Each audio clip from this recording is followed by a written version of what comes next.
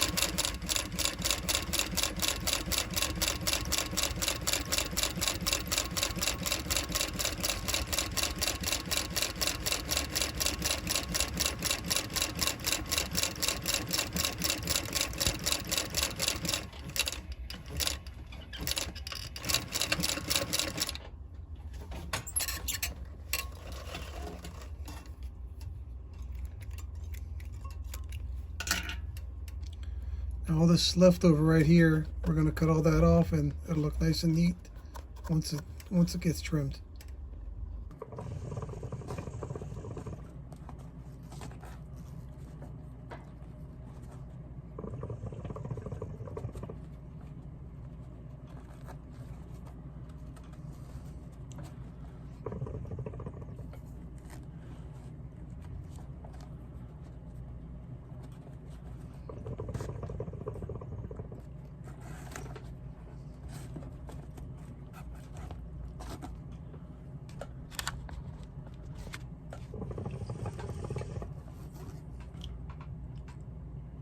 Sometimes I gotta relax while I'm stitching my welt on.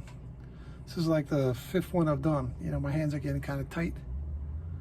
So I figured, you know what, put the hook on, relax a little bit, listen to some music. I can't play the music while I'm recording because YouTube doesn't like that.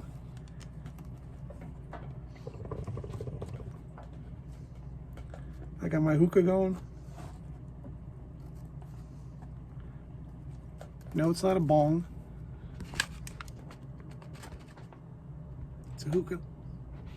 Now, I guess it has, you know, it has some history with the bong. Yes, I'm guessing, yeah, because it is a water pipe, right? I mean, it's all the same, no? It's water, coal, heat, hose, but there's no weed inside, okay? It's watermelon flavor. Pretty mild, you know? It's not harsh. And yes, you can smoke it on the inside. There's no, it doesn't leave a residue, like a smell residue, like cigars or cigarettes do. This is very mild. Everything in moderation is okay. You know, you don't want to sit there and smoke for hours on end. Well, I have some friends who do that. It's just not good, you know. Once in a while, I'll light it up and just kind of chillax a little bit. Sit on the porch. But now I figured, you know, since I'm sitting down doing some welt stitching, because there's 3 pairs, I figured I'd light it up and relax a little bit.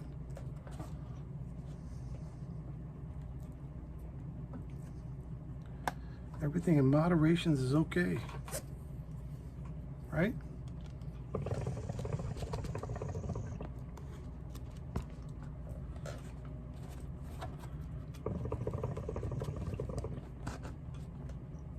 So I decided to close for the month of January. I just can't keep up at the rate I'm going. For the past 3 months, I've been trying to okay, get caught up, and you know, it's just not working. It's just not working at all. You know, I've got, every time, you know, customer walks in, the phone rings, I got to stop what I'm doing and tend to them. And unfortunately, every time I do that, the work gets behind. So I figured, you know, I gotta come up with something to just make it work, you know. And I did this in 2019 when I was backlogged, similar way now. So I figured, you know what, lock the door, turn off the phones, and get stuff done. And then as I'm finishing work, call customers, set up a time for them to pick up. Or if they can wait, you know. So if it's not urgent, they'll come in February 1st. Well, the stuff that mail orders, that's different. Mail orders are not a problem. You know, we get boxes coming every day. We'll still have boxes come in while we're closed, because the mailman knows that we have a sign on the door saying that, you know, deliveries are in the back, so they'll bring it in the back. But that's different. Mail orders are okay, because you get to schedule that on your own time, when you can call the customers, you know, and when you can schedule those in. You're not interrupted every 5 minutes to tend to the customers or the phone calls. So this way, I just have to lock the door and be done with it, and then just work and get stuff done.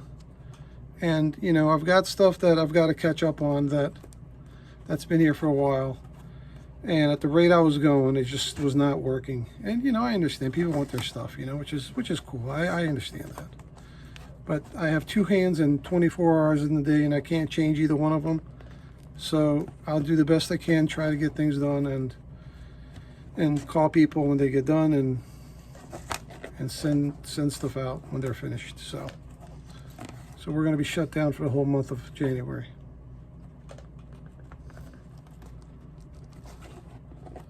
Bring some sanity, because I can't, there's no way that I can take that mentally, you know. It's just kind of drains you, because you worry about the work not being done, and it kind of wears on you after a while, which is not good, you know. It's not good mentally. It's not good at all. So that's what I'm doing.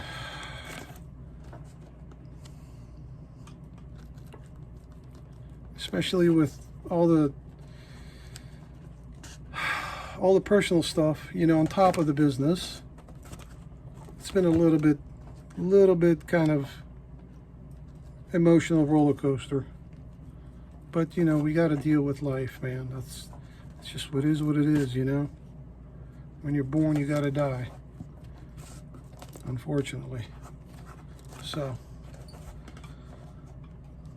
that's what I'm doing. I think after I get done with this one, with the stitching, I'm going to call it a day for today, and we're going to have to continue this tomorrow. So I'll have to finish it and edit it I'll upload it on Monday. What day is today? Today is Sunday. So Monday we'll upload it. You'll have a new video on Monday. Yay!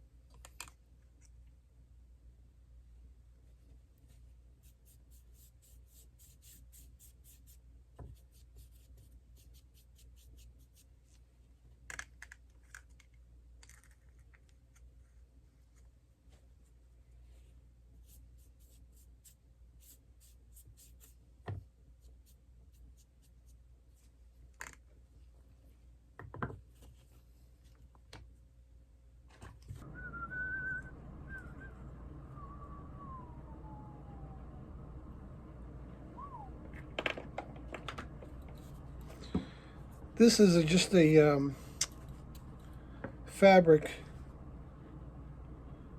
so over time the leather doesn't, when it fluxes it doesn't squeak, rubs against each other.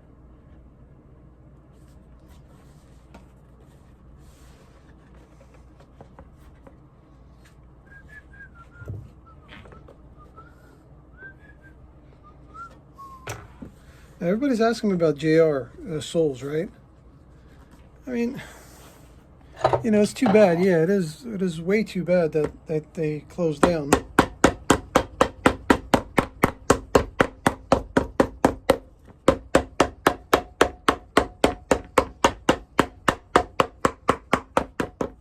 Yeah, people are getting nervous. What are you going to use now that there's no JR? Blah blah blah. I'm like, you know, I'm stocked up for at least 2-3 years. I got no issues. If time comes, then we'll figure something out, right? So meanwhile, another company took over Kilger from Germany, and they're saying that they're going to take over the operations of JR. and reproduce it.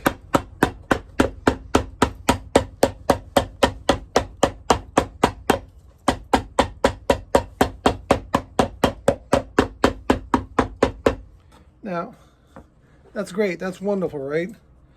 But you never know what the new company is going to do. Even though they're saying they're going to keep all of JR's ways. But again, I don't know. You know, only time will tell.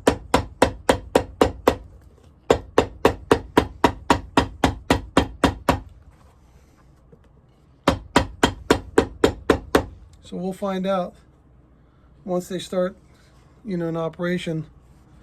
We'll test out the soles, see what they look like, what they feel like. So we'll see what happens. Let's continue. All right, so all of these are going to get French tips, Triumph French tips. Now there's a couple of different kinds of French tips. This is the Triumph. Obviously, it says Triumph on there. Okay, there's two kinds of Triumph. This is the thin one, which is brass plated. And this is the solid brass, which is double the thickness of the brass plated. Now, most of the time when I'm doing a double oak soles, which means like the heavy soles, I'll use this solid brass one. When it's a regular sole, it's difficult to use this because you've got to remove so much of the leather sole. There's not much left on there, so we try not to use this when it's not a heavy double oak soles. Now another one is, this is called a Triumph. Okay, obviously this is steel also, the same spot, just a different style. They all do the same thing. It's not one that's better than the other one, as long as that it's protecting the toe. Some people say, well, why do you use that at the toe? Some people drag their toes. It wears the toes down. So what they'll do is they'll put that on there to protect it. Plus it gives it like a little bit of an elegant look to some of the dress shoes. All right, let's continue. The trick is, the idea is to have the tip even with the leather sole, not higher or lower. Right at this spot is going to be a little bit lower. So what I did was I took a piece off, piece I cut off. I'm going to glue it back in there so it can raise that spot up just a little bit. Now, it does happen sometimes, you know. Nobody's perfect, but this is the solution for that when it happens. And that piece is not going anywhere once the tip comes on top of it.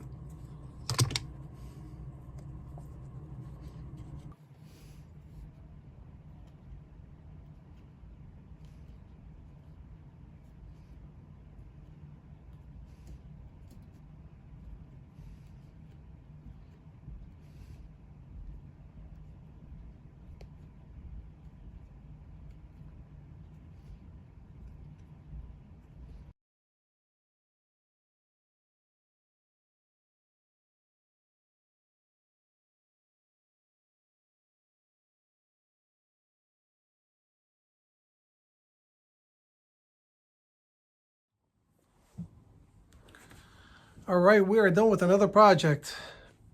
Projects, 3 of them actually.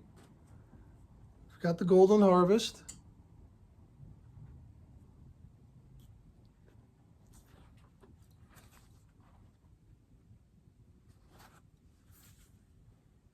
Got the Black Shell Cordovan.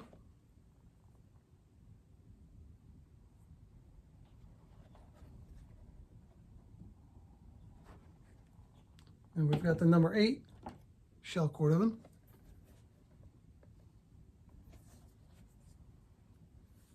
This one got the brass eyelets also, and this one we did French binding all the way around also. I think they turned out good. All right, well, thank you very much for joining me today. I appreciate always you guys.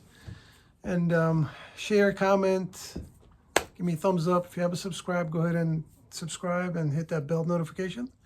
Every time I'll upload a video, you'll get a notification. If you guys have any questions, give me an email. can be an email. Shoot me an email, bedos, B-E-D-O-S, @yahoo.com. And we'll see you guys on the next projects. Take care.